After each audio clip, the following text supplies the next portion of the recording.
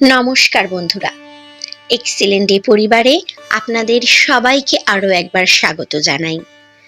আজকের এক্সিলেন্টের নিবেদন লেখক ষষ্ঠীপদ চট্টোপাধ্যায়ের লেখা ভৌতিক ও রহস্যময় গল্প ছায়া শরীর। অনেকদিন আগেকার কথা বলছি। আমার বয়স তখন 23 বছর। 3 বছর একটানা রেলে চাকরি করার পর চাকরিটা বাধ্য হয়েই ছেড়েছি। একজন বদমেজাজি অফিসারের দাপট তখন সহ্য হয়নি। সেই বয়সে ধৈর্য এবং অপমান হজম করবার ক্ষমতা খুব কম থাকে বলেই অবলীলায় চাকরি ছেড়ে চলে এসেছি। বাধা একটা মাইনে ছিল, সেটা গেল। মন মেজাজ তাই ভালো ছিল না। হঠাৎ একদিন অপ্রত্যাশিতভাবে একটা চিঠি এসে হাজির হলো। চিঠিটা এলো নলহাটি থেকে। লিখেছে দীপক নামে আমার এক বন্ধু। বছর 3 আগে আমরা একবার ভাদ্র আশ্বিন মাসে নলহাটিতে গিয়েছিলাম স্বাস্থ্যর ধারে। নলহাটির পাহাড়ে একটি বহুদিনের পুরনো বাড়িতে আমরা ভাড়া ছিলাম। ওই একই বাড়িতে দীপকরাও থাকতো, ফলে দুজনের মধ্যে বেশ ভালো একটা বন্ধুত্বের সম্পর্ক গড়ে উঠেছিল।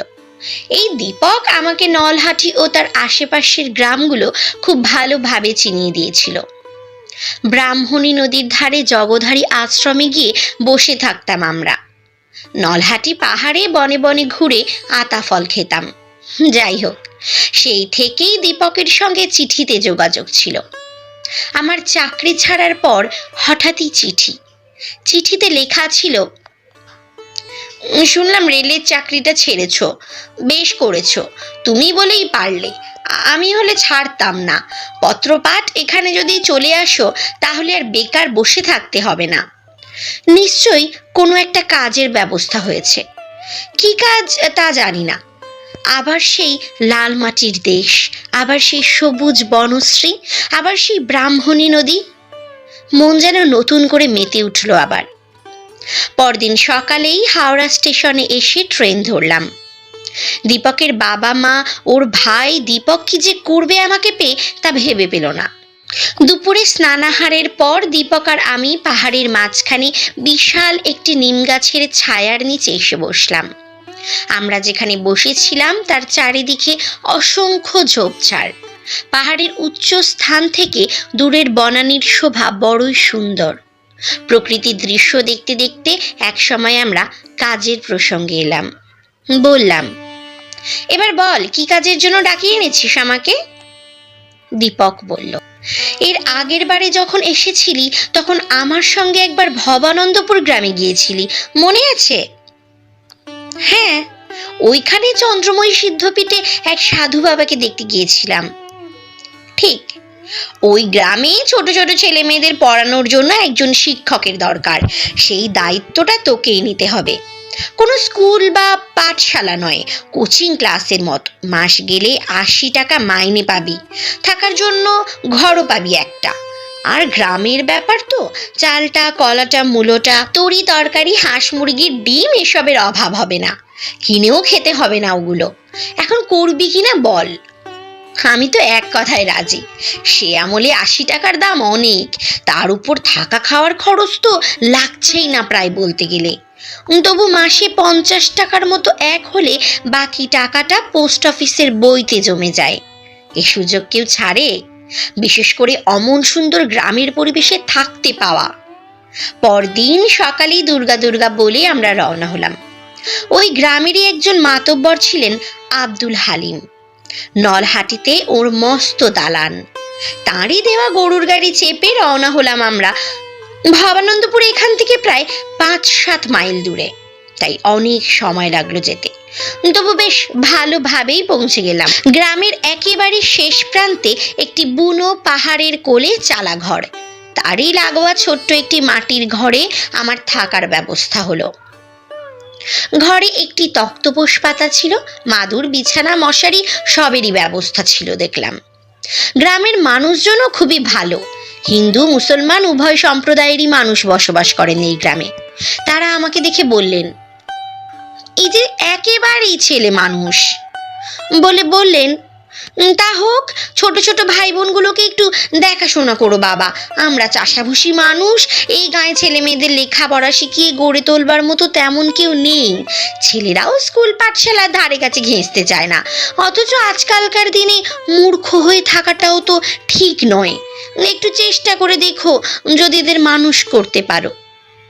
আমি বললাম, আপনারা নিশ্চিন্ত থাকুন, ওরা যদি নিয়মিত আসে আমার কাছে তাহলে ঠিক আমার মনের মতো করে ওদের আমি গড়ে তুলবই। গ্রামবাসীরা বললেন, তবে বাবা, একটা ব্যাপারে তোমাকে আমরা সাবধান করে দিই, সন্ধ্যের পর একটু সতর্ক থেকো আর রাত্রে ঘর থেকে বেরিও না। তার কারণ জঙ্গল থেকে প্রায় এখানে বুনো জন্তু মানে ছোটোখাটো বাঘ বা ভালুক হঠাৎ করে বেরিয়ে আসে। আমি বললাম, বেশ, সতর্ক থাকবো। এরপর আমি আমার ঘরের দখল নিলে দীপকও ফিরে গেল নলহাটিতে। এইখানকার এই সুন্দর পরিবেশে মন আমার আনন্দে ভরে উঠল। আমি বহাল তবিয়েতেই ওই গ্রামে রয়ে গেলাম এবং মন প্রাণ দিয়ে শুরু করে দিলাম শিক্ষকতার কাজ। 5 থেকে 10-এর মধ্যে ছেলে মেয়ে সব। সকাল বিকেলে 2 ঘন্টা করে ওদের পড়ানোর দায়িত্ব ছিল আমার। ছাত্রছাত্রীরা চলে গেলে একটু বেলায় কাঠের জাল দিয়ে ভাতে ভাত একটু ফুটিয়ে নিতাম। সিদ্ধ ডিম বা রান্না করা অন্ন তরকারি প্রায় সব বাড়ি থেকেই একটু না একটু আসতো আমার জন্য। তাছাড়া ছাত্রছাত্রীদের বাড়ি থেকে দুধ, কলা, গুড়, মুড়ি যা আসতো তাও খেয়ে শেষ করতে পারতাম না। মোট কথা বেশ ভালোভাবেই দিনগুলো কাটছিল আমার। আমি যে ঘরটাতে থাকতাম তার পেছন দিকে একটি কামিনী গাছ ছিল, আর ছিল বেশ বড় সড়ো একটি গোলঞ্চ গাছ। এক পাশে ছিল মস্ত একটি টিলা, সেখানে দেবী চন্দ্রময়ীর থান। প্রতি শনি মঙ্গলবারে দলে দলে আদিবাসীরা এখানে এসে পায়রা বলি, ছাগ বলি ইত্যাদি দিত, নাচ গান করত। এই রকমই এক শনিবারে চাঁদনি রাতে সবার নিষেধ অগ্রাহ্য করে আদিবাসীদের ধামসা মাদলের তালে তালে নাচ গান দেখে ফিরছি। হঠাৎই দেখলাম আমার বাড়ির পেছনে যে কামিনী গাছটা ছিল তার ডালে দোলনা বেঁধে বছর 5-এর একটি ফুটফুটে মেয়ে মনের আনন্দে দোল খাচ্ছে, আর তাকে দোলা দিচ্ছে এই গ্রামেরই রোজিনা নামের একটি মেয়ে। আমাকে দেখেই শিশুটি দোলনা থেকে লাফিয়ে কোথায় যে পালালো তার ঠিক নেই, কিন্তু ধরা পড়ে গেল রোজিনা। রোজিনাকে আমি চিনি, 14-15 বছরের এক নওল কিশোরী। মাজা কালো গায়ের রং, অপূর্ব সুন্দর ওর মুখশ্রী। বনে বনে ঘুরে কাঠ কুড়িয়ে বেড়ায়। ওর সঙ্গে আমি কথাও বলেছি অনেকবার, মাঝে মাঝে আমাকেও কিছু শুকনো কাঠ যোগান দিয়েছে ও। আমি বললাম, এ কি রোজিনা, এই রাত দুপুরে তুমি এখানে? ও মেয়েটিকে, কাকে দোল খাওয়াচ্ছিলে তুমি?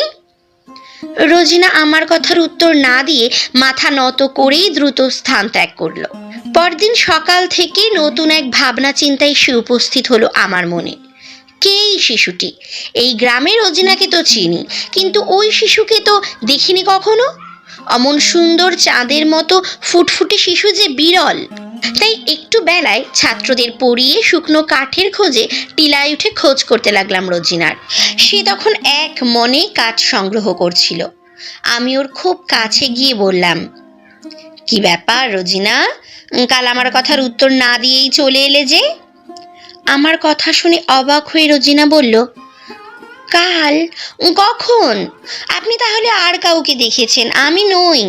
সন্ধ্যের পর আমি ঘর থেকে বেরোই না, আব্বাজান কড়া নজর রাখেন আমার দিকে। আমি তখন যা দেখেছি সবই বললাম ওকে। রোজিনা দূরের দিকে শূন্য দৃষ্টিতে কিছুক্ষণ চেয়ে থেকে বলল, আশ্চর্য তো, এ কি করে হয়?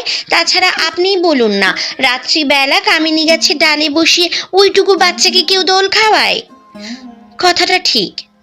আমি তবে কি দেখলাম, কাকে দেখলাম? ভয়ে আমার সারা গায়ে কাঁটা দিয়ে উঠল।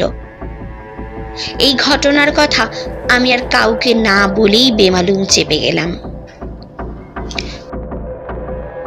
গল্পের প্রথম পর্ব এই পর্যন্ত। ফিরে আসব গল্পের দ্বিতীয় পর্ব নিয়ে। বন্ধুরা, গল্প পাঠ কেমন লাগলো তা আপনারা কমেন্ট করে জানাতে পারেন। আপনাদের মতামত আমার কাছে খুবই গুরুত্বপূর্ণ। গল্প পাঠ ভালো লেগে থাকলে একটা লাইক ও চ্যানেলটিকে সাবস্ক্রাইব করে আমার পাশে থাকবেন। ধন্যবাদ।